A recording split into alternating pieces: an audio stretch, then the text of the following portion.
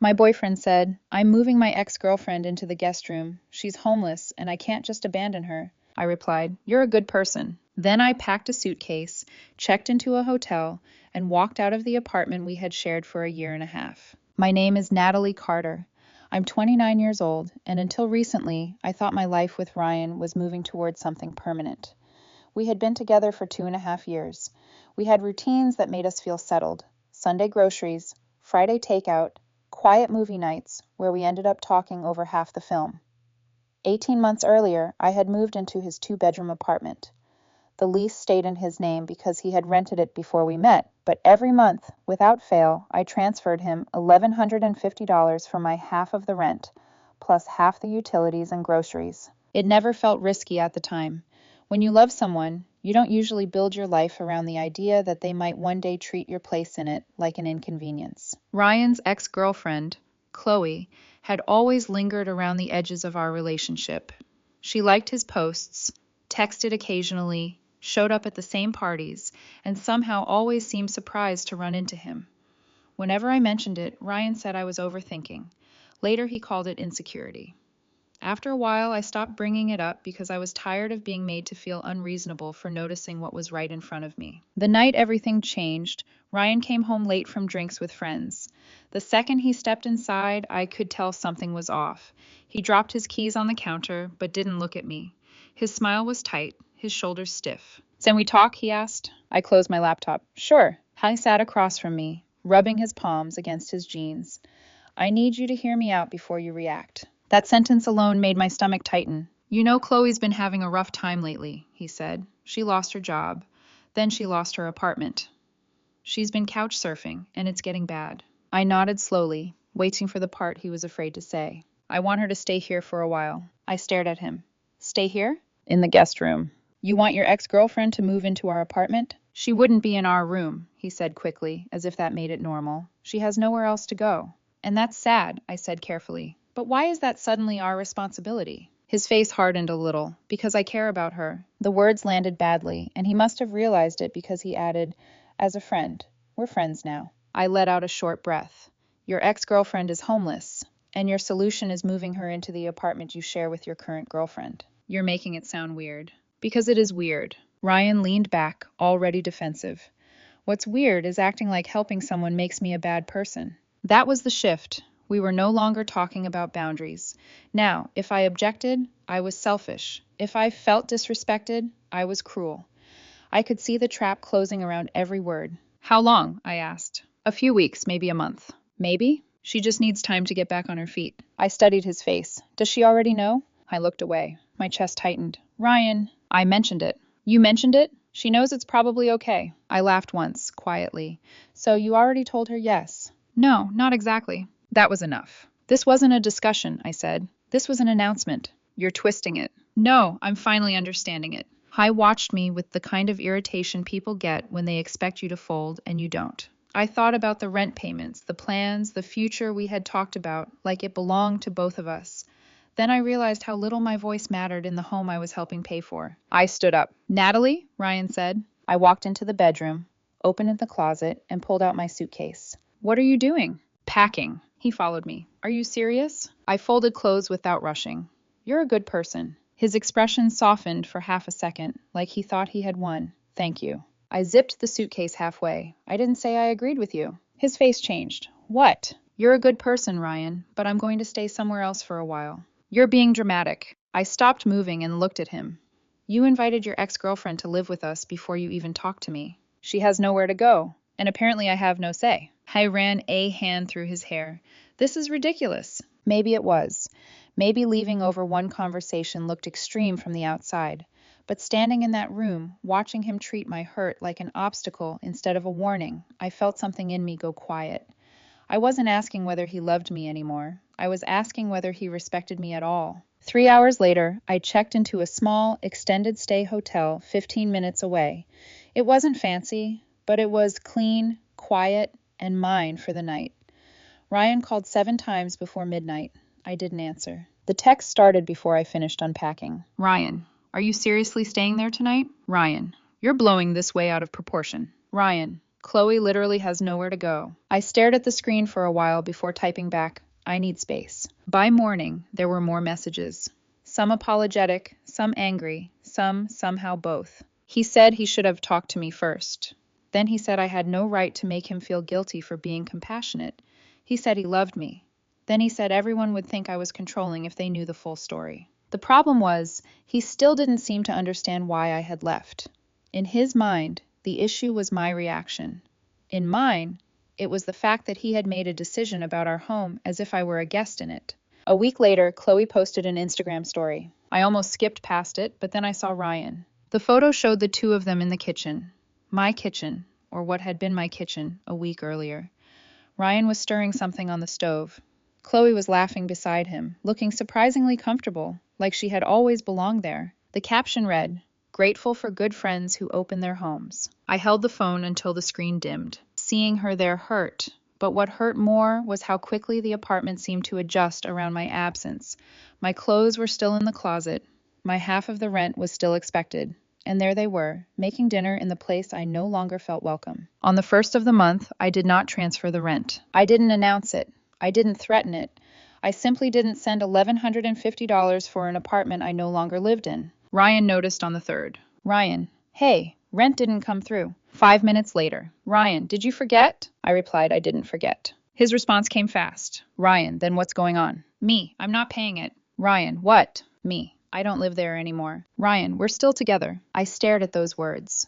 Apparently, moving Chloe into our apartment wasn't relationship-ending behavior, but refusing to finance the arrangement was. Me, are we? Ryan, of course we are. Me, interesting. Ryan, what's that supposed to mean? Me, it means I left because you moved your ex into our apartment. Ryan, you chose to leave. There it was, the first rewrite. Me, you chose to move her in. Ryan, you're acting like I cheated on you. Me, no, I'm acting like you made a major decision without me. The typing bubble appeared, disappeared, then appeared again. Ryan, I can't afford this place alone. For weeks, he had talked about compassion, friendship, and doing the right thing.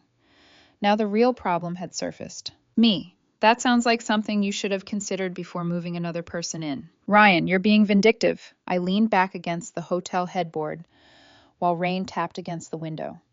Strangely, I felt calm. Me, I'm paying $89 a night to stay somewhere I feel comfortable. I'm not also paying rent somewhere I don't. He called again and again. I declined every time. An hour later, he sent one final text. Ryan, fine.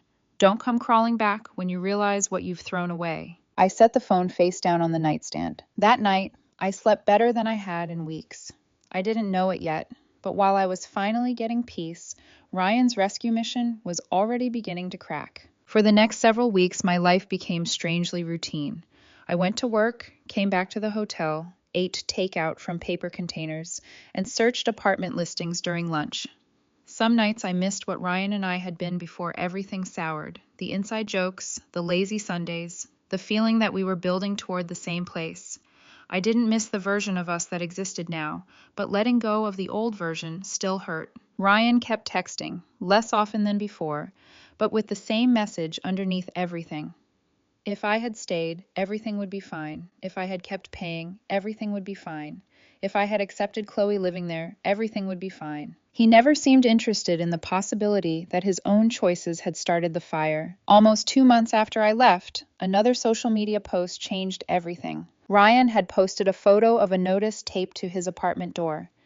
Even before I zoomed in, I knew what it was. An eviction notice. The caption read, "When landlords have no heart.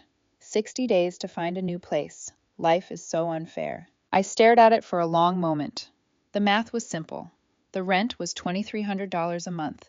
I had covered half for 18 months. Once I stopped paying, Ryan was responsible for the full amount, and apparently neither he nor Chloe had planned for that. Ryan had insisted he couldn't abandon someone facing homelessness.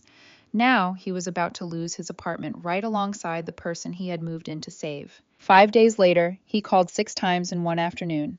I finally answered as I was leaving work. "Natalie," he said, and for once he didn't sound angry. He sounded scared. "You have to help me." "What do you need? You saw the notice, right?" "Yes. I'm running out of time. I owe $4,600. 2 months. Exactly the amount I would have paid if I had stayed." What happened to Chloe helping? I asked. I took too long to answer. Ryan. She's trying to find work. I leaned against my car and watched people cross the parking lot around me, heading home to normal evenings. So you moved your unemployed ex-girlfriend into your apartment, lost the person paying half the rent, and now neither of you can afford the place. You left. You moved her in. You chose to leave. You made me choose. That stopped him for a moment. He exhaled sharply. You're acting like I betrayed you. I think you know why I left. No, I don't. The answer surprised me, because part of him probably believed it. Ryan had spent so long defending himself that he had stopped looking at the situation honestly. You promised Chloe the room before you talked to me, I said. You didn't ask. You didn't discuss. You decided. I was trying to help someone. At my expense. That's not fair. What wasn't fair was expecting me to finance the arrangement after you made that choice. His breathing changed, and then I heard it. He was crying. Months earlier, that sound would have undone me. Now it made me sad in a quieter way, because none of this had needed to happen. One honest conversation could have changed everything. One moment where he treated me like a partner instead of a problem to manage. Natalie, he said, voice breaking, I never thought you'd be this cold. I looked at the sunset fading behind the buildings. I wasn't cold when I paid half your rent for 18 months. I wasn't cold when I helped build a life with you. I'm not cold now. I'm just not willing to pay for a life that doesn't include me. I didn't answer. Eventually he whispered, I don't know what I'm going to do. For one weak moment, I almost felt sorry enough to soften. Then I remembered the Instagram story, Ryan and Chloe smiling in the kitchen days after I left, as if I had never existed. Figure it out, I said, and ended the call. At the time, I thought that would be the lowest point. I was wrong. 3 days later, I received a message from a number I didn't recognize. Hi, this is Chloe, Ryan's ex. I know this is strange, but can we talk? I stared at it, tempted to delete it. But there was no accusation in the message, no smugness, no attempt to defend herself.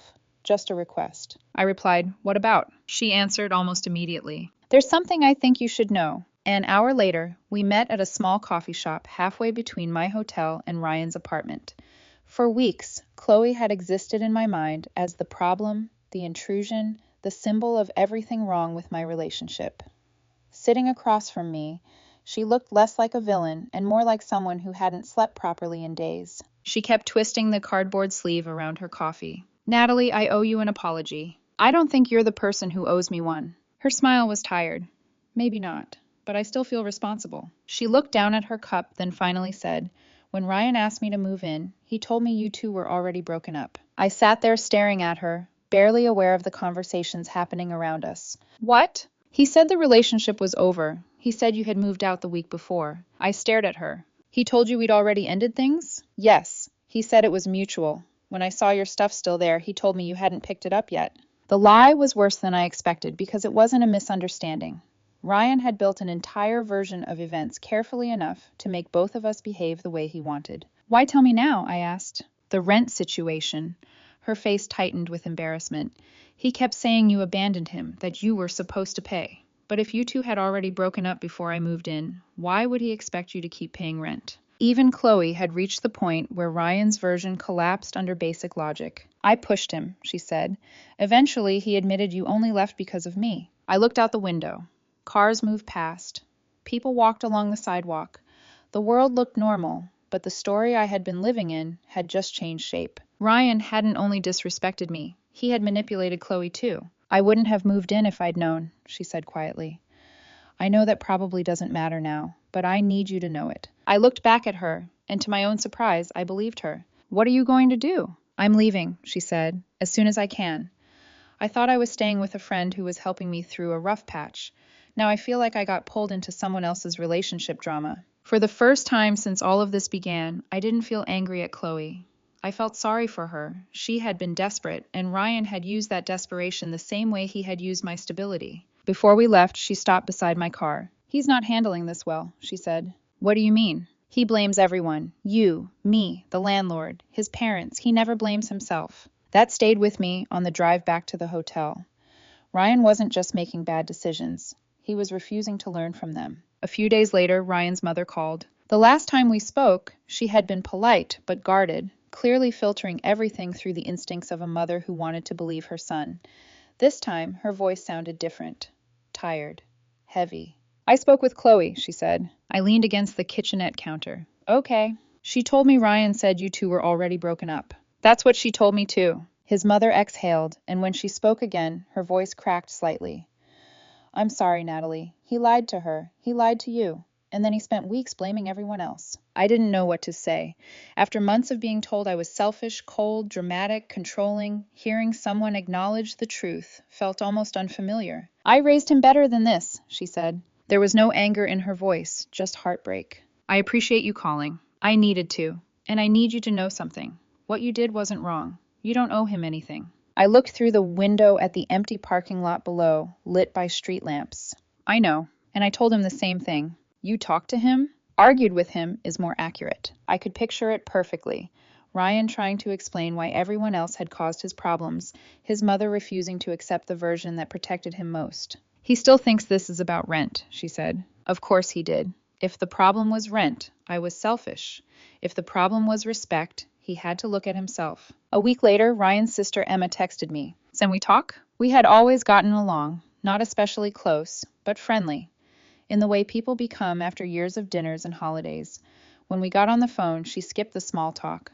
The eviction date is official, she said. 2 weeks. I closed my eyes. Then she added, I wanted you to know I never thought you were wrong. I stayed quiet. I told him not to move Chloe in.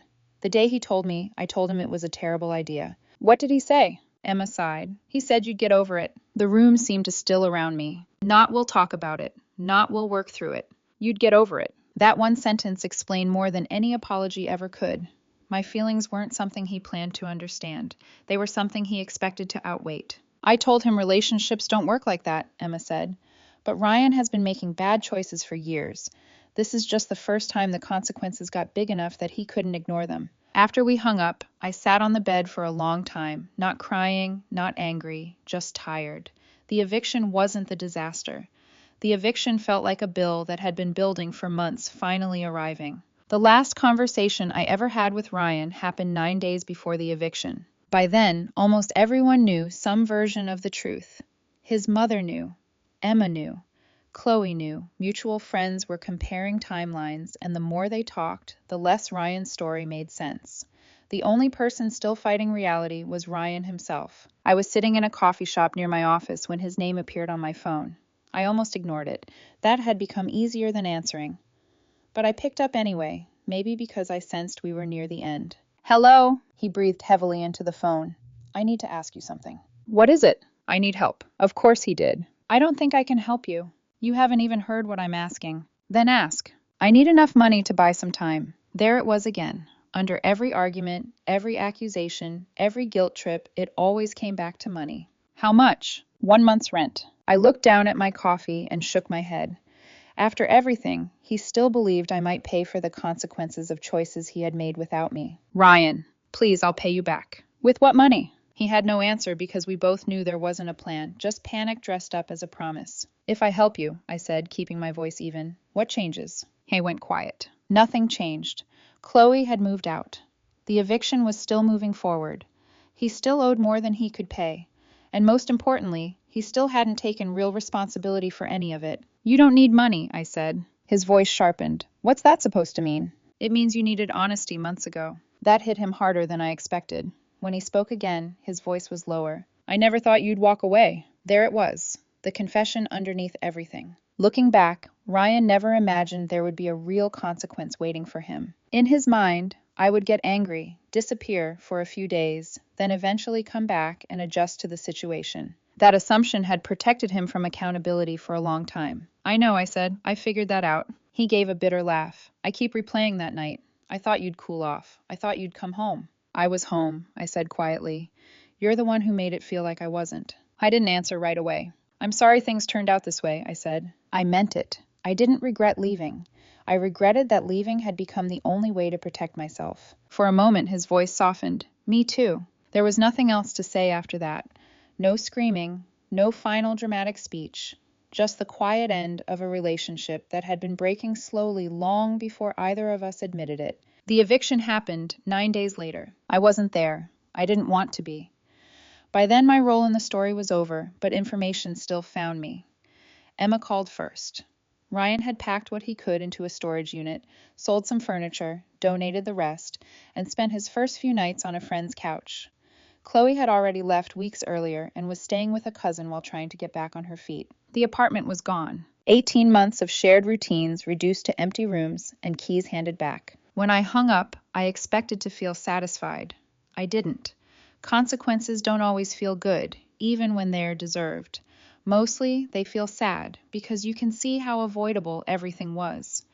Looking back, everything could have been avoided if Ryan had treated me like a partner before making that decision. Instead, he chose convenience, then doubled down with lies when things started falling apart. A few days later, Chloe messaged me. She had found temporary work. Nothing permanent yet, but enough to breathe. She apologized again for her role in everything. I told her she wasn't the reason the relationship ended. She was just the person standing closest when it finally fell apart. Ryan's mother sent one final message too.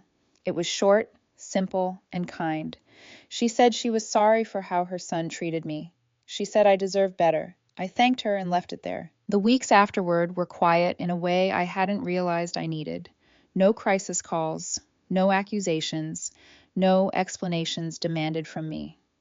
I started apartment hunting seriously, walking through small one-bedrooms and studios, imagining where my books would go, where I'd put a coffee table, how it would feel to close a door that belonged only to me. One evening, while organizing things I had brought from storage, I found a small box tucked into the back of a drawer. Inside was a ring. Not an engagement ring I had bought to propose, not some secret plan to reverse every tradition in our relationship. It was a ring Ryan and I had once looked at together when marriage still felt like a real possibility. He had talked about proposing someday. I had saved the photo, saved the size, saved the idea of a future where that ring might eventually belong on my hand. Holding it then felt strange. I wasn't grieving the object. I was grieving the version of us that had made it seem possible. The Ryan I thought I loved would have talked to me before offering Chloe our guest room. Instead, he treated my place in the relationship like something that could be worked around whenever it became inconvenient. Realizing that hurt, but it also made leaving easier. I deleted the ring photos, cleared the save size, and closed that small chapter of my life. No ceremony, no dramatic moment, just one more piece of a future I no longer needed to keep. People ask whether I regret walking away. I don't. I regret that walking away became necessary. Losing the relationship wasn't the hardest part. Realizing the person I loved mistook my patience for permission and expected me to fund my own replacement was. But leaving was the right choice. The hotel served its purpose. The apartment is gone. The relationship is over. Ryan is dealing with the consequences of choices he made while assuming someone else would absorb the cost. And when I look back now, the moment that changed everything wasn't the eviction notice or Chloe moving in. It was that night in the living room when Ryan told me what he had already decided. I looked at him, told him he was a good person, and packed my suitcase. What happened after that wasn't revenge. Ryan spent months calling me selfish for leaving. In the end, the only thing I took with me was my half of the rent. Everything else collapsed under the weight of his own decisions.